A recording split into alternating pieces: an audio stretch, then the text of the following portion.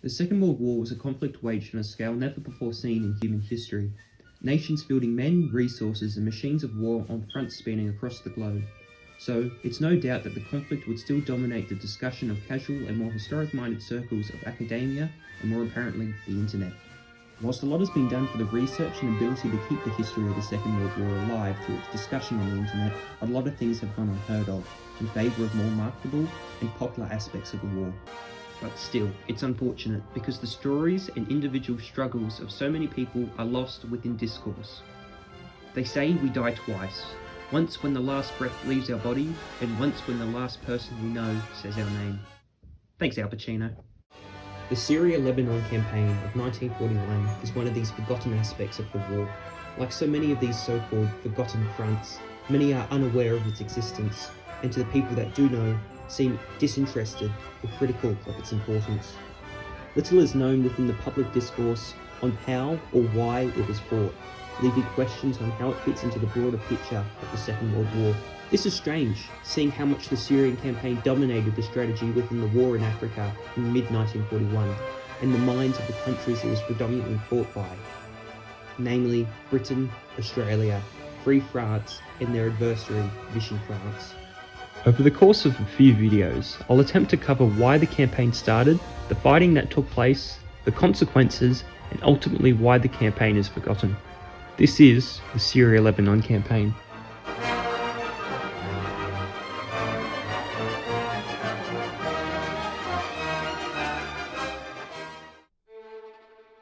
On the 22nd of June 1940, France capitulated to the invading German forces. The following armistice led to the establishment of Vichy France. The Vichy government would go on to inherit the colonial empire of the former French Republic, including the Mandate of Syria and Lebanon, which had been appointed to France by the League of Nations in 1923, with the intention of the colony being governed by them until it was deemed ready for self-rule.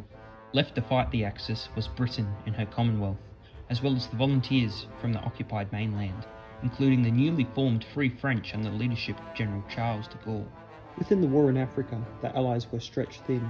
Commander-in-Chief of the Middle East, General Archibald Wavell, was in charge of a fatiguing list of fronts, including Italian East Africa, the Western Desert, Greece, and the garrison of everywhere from Palestine to Sudan. Compounding this was the Iraqi coup on the 1st of April 1941, which deposed the pro-British monarchy in favour of a pro-Axis government, led by the former Prime Minister, Rashid Ali al-Gailani. Britain was suddenly cut off from the Iraqi oil, which she desperately needed for a war in Africa. Thus, hostilities ensued. An urgent plea for support was given to Italy and Germany, and in return, both nations sent a small contingent of aircraft to Iraq. In order to reach the Iraqi airfields, the force needed to pass through and refuel in Vichy, Syria. The May 1941 Paris Protocols led to the agreement between Germany and Vichy that Luftwaffe aircraft bearing Iraqi insignia and flown by German pilots in civilian clothing would be allowed to utilize Syrian airfields. The agreement also stipulated that the French would send a large contingent of stored weapons and munitions from Syria to the Iraqi revolt. The Vichy High Commissioner of the Levant and commander of its armed forces, Henry Dentz, fervently opposed this decision, but gave in on direct orders from Philippe Pétain, the head of the Vichy regime.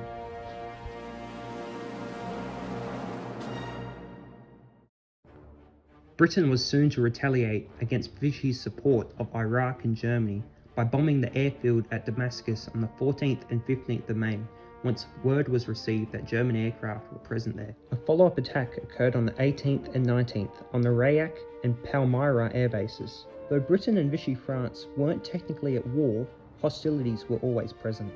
Ever since the British attack on the Vichy Navy at Mers el Kabir in 1940, which had led the Vichy French to sever all diplomatic relations with the British.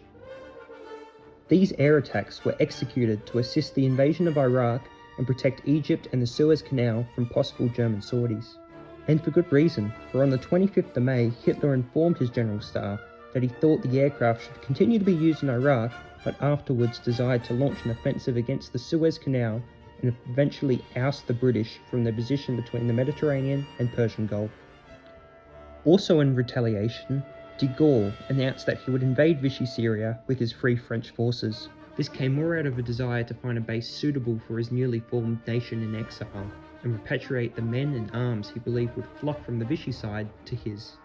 Although this was an impractical venture, seeing his force available for an attack in May of 1941 amounted to as little as 5 infantry battalions and a single section of artillery, around 6,000 personnel, whereas the Vichy French force amounted to 28,000 well-trained and well-armed men. De Gaulle's plan to invade Syria was postponed until he could be assisted by British forces who were tied up in Iraq. With the fall of Baghdad on the 31st of May, the British had claimed victory in Iraq, but this success was soiled with Rommel's breakthrough at Shanisia and subsequent siege of Tobruk, as well as the fall of Greece and ongoing German airborne invasion of Crete. A genuine fear formed for men like Churchill and de Gaulle, believing that German airborne forces would be able to land in Syria via another landing in Cyprus. Rommel would be able to make a wide pincer manoeuvre through Egypt and link up there. Therefore, it was agreed within British command that the invasion of Syria needed to take place, and as soon as possible. Unbeknownst to the British though, Hitler had done one of his classic 180s and already ceased all operations in the eastern Mediterranean in preparation for an invasion of the Soviet Union, and withdrew the aircraft sent to Syria as to deprive the British of a pretext for invasion. But as the historian Francis H. Hinsley notes, such was the fear that Germany would advance into the Middle East that no attention was given to the negative evidence.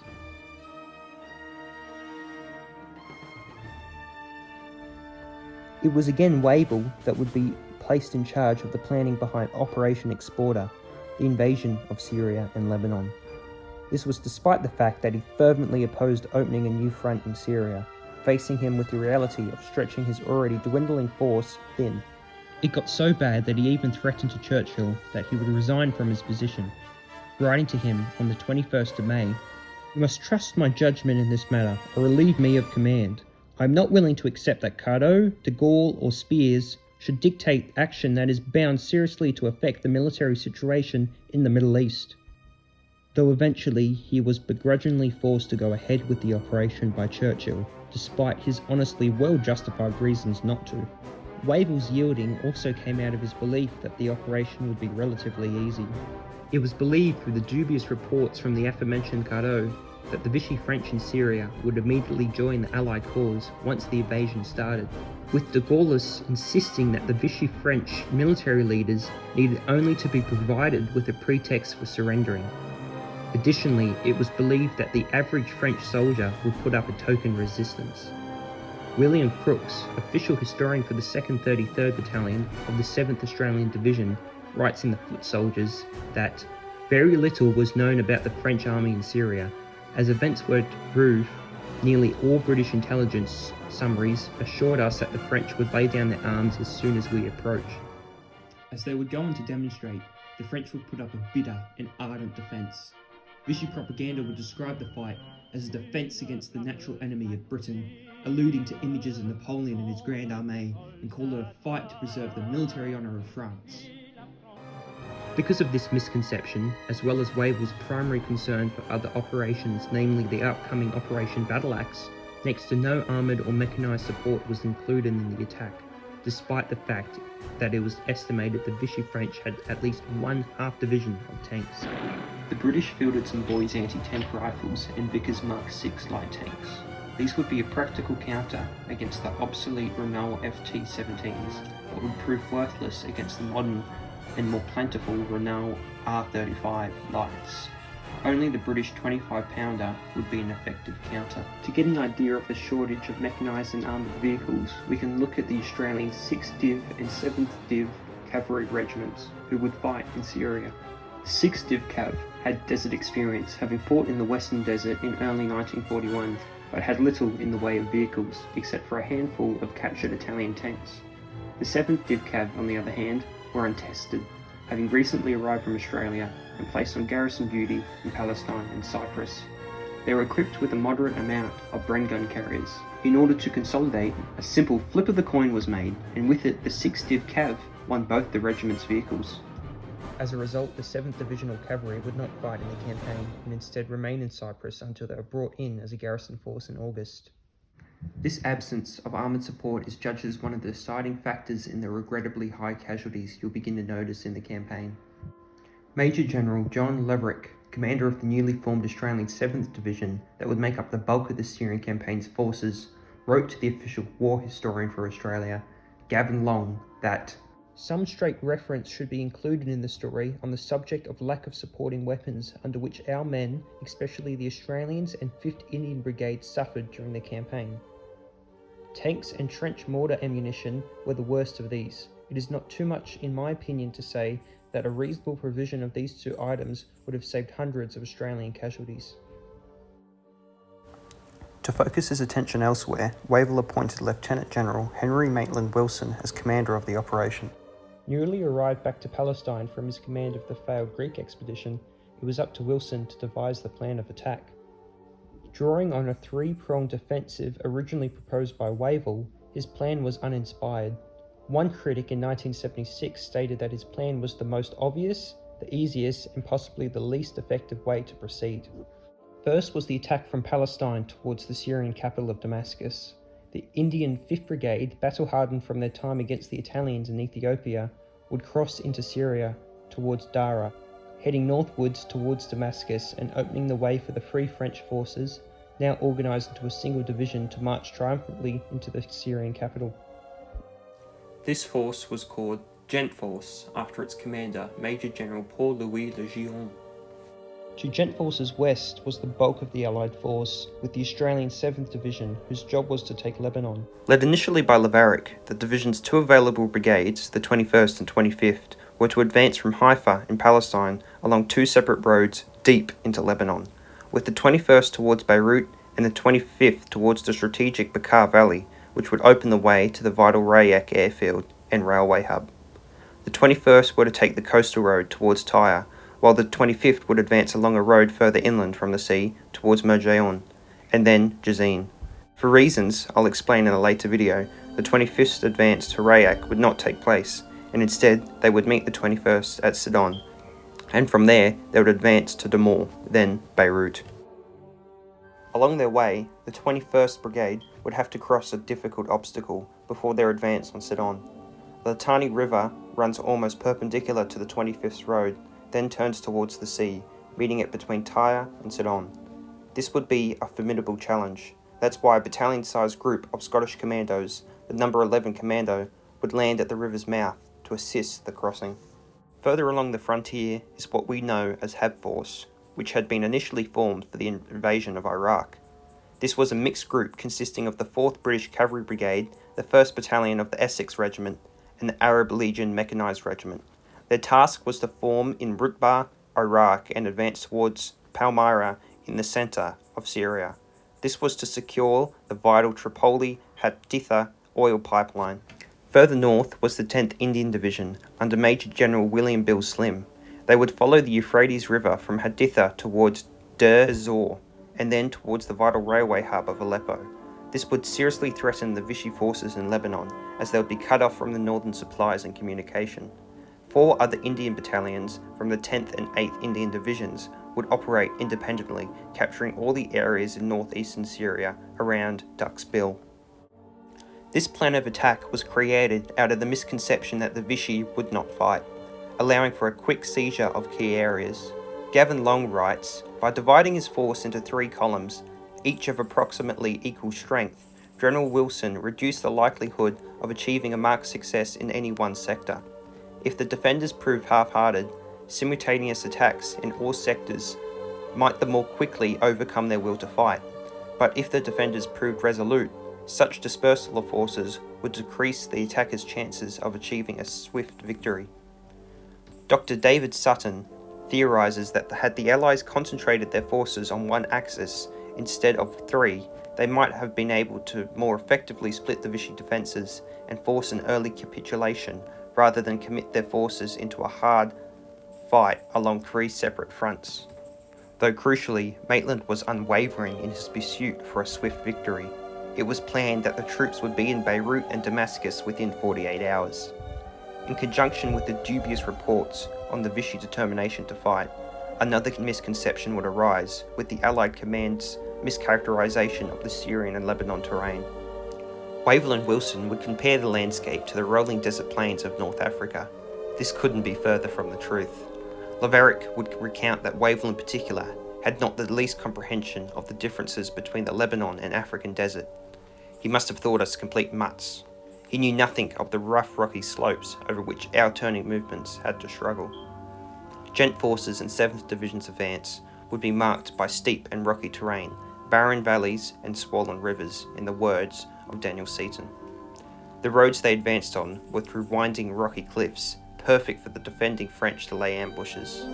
Slim's force, on the other hand, would be met by the limestone desert, intercut by the marshes and gorges of the Euphrates River.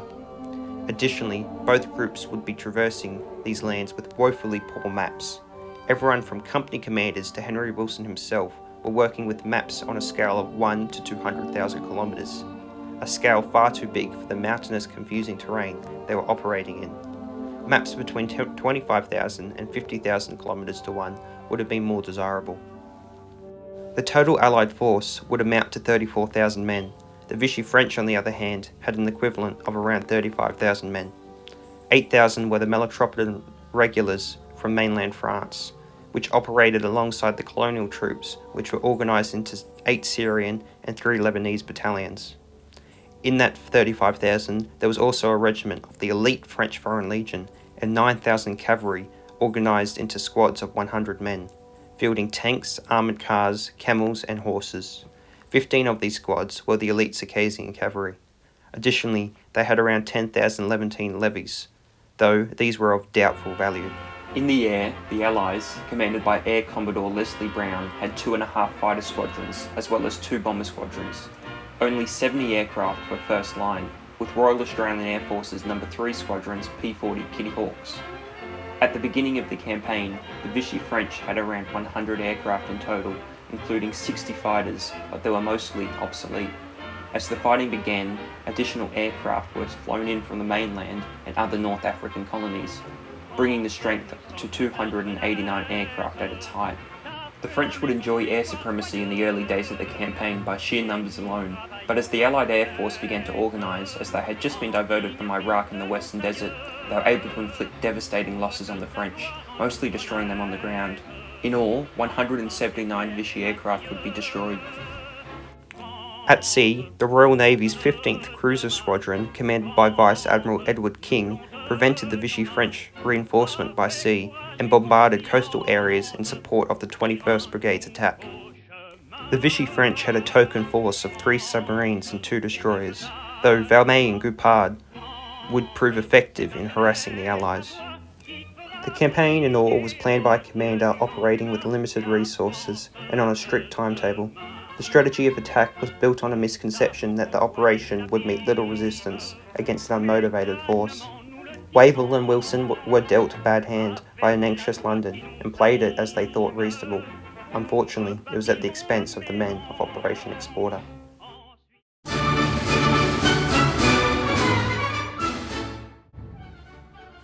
Sunday, the 8th of June 1941, would be the day of attack, specifically selected by General Wilson. This led one cynical Australian officer of the 2nd 14th Battalion to comment, "Ever since Gallipoli, everything has happened on a Sunday." General Wilson was comfortably commanding the operation from his headquarters at the King David Hotel in Jerusalem, almost 100 miles away from the fighting. On the nights between the 5th and 7th of June, the invasion force had moved into concealed positions, ready for the assault on the morning of the 8th.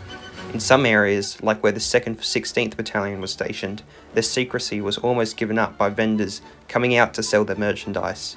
Though, whether the local Palestinian traders gave them up or not was irrelevant.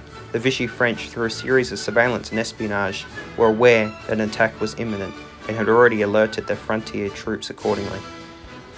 The first to cross the frontier at 9:30 p.m. on the night of the 7th were 2 small companies from the 2nd 14th Battalion and 2nd 6th Field Company, whose job was to cut telephone and demolition wires in their given area. The main force would leave at 2 a.m. on the 8th. As the men began to move out, 3 French officers and other French-speaking officers prepared their scripts and megaphones. With one attached to each battalion, they would approach Vichy positions with a white flag and call upon the occupants to surrender and join de Gaulle. Seemingly, they weren't taken very seriously by either the Vichy French or their fellow Allied soldiers. The average infantryman was in high spirits despite the rushed preparations, unfamiliar land and scorching heat. The untested men of the Australian 2nd 33rd Battalion were excited to set off, thinking little of the enemy they faced. William Crooks wrote, "The great adventure was about to begin." Very few even mentioned the fact that France had been our allies in 1914 to 18 and 1939 to 40. Here, now, we are ordered to advance and if fired on, attack. To the men of the battalion, the French had stayed with the wrong side. Vichy meant enemy. Deep down, a feeling of disgust that some Frenchmen had been persuaded to support Laval's Vichy politics, which meant aiding and abetting the Germans. No feelings of doubt as to how we would react if confronted ever entered our head. However, historian Daniel Seaton suggests that this hatred came out of a misunderstanding by the troops on who the Vichy French actually were, leading to this oversimplification that they were simply collaborators. Another 2nd 33rd soldier, Captain George Connor, when asked how much he actually knew about the campaign in the Vichy French, said, "Nothing, not a thing." Why the campaign was being fought, or who the enemy they faced, had not been thoroughly explained to the soldiers, so they went into the fight with little understanding on why they were actually there. So as soon as the adventurous nature of the expedition wore off, in the first instances of combat, a deep hatred began to form, developing the belief that their presence, as Corporal Anthony McLenate describes it, was a thankless job. As the men moved across the border, General Cardo and Sir Miles Lampson, the British ambassador in Egypt, made broadcasts to the Syrian and Lebanese people. Cardo, acting as a mouthpiece for de Gaulle, declared that the Free French intended to put an end to the mandate and promised the people independence. Lampson, on behalf of the British, in his broadcast, associated himself with this promise and declared that the ongoing blockade by the Royal Navy would end if the people of Syria and Lebanon joined the Allies. In the 21st Brigade sector, the first skirmishes would take place around 5 am, and by 7 am, the border towns of Labona, Nikwara, Al-Mashab, and Burn Jabal were captured. The misconception that the Vichy forces would surrender en masse to the Allied advance and any other resistance would be little more than a walkover for the troops was suddenly and dramatically shattered in the first instances of combat, despite how thoroughly it had been driven home in the minds of the men by higher command. Australian troops began to discard their slouch hats, which they had been ordered to wear in a mistaken belief that it would convince the Vichy French to surrender by reminding them of their alliance during the Great War. Lavarick recounted that, "I saw many little boys around the frontier in the early days to come, wearing Aussie hats that had been hastily discarded in favour of steel as soon as the pushover complex had been killed by bullets and French mortar bombs." Two advances would take place towards Tyre. On the coast road, the 2nd 14th were delayed by the French blowing the cliff face north of Nikwara. This had created a massive crater described as 100 feet long and 30 feet deep.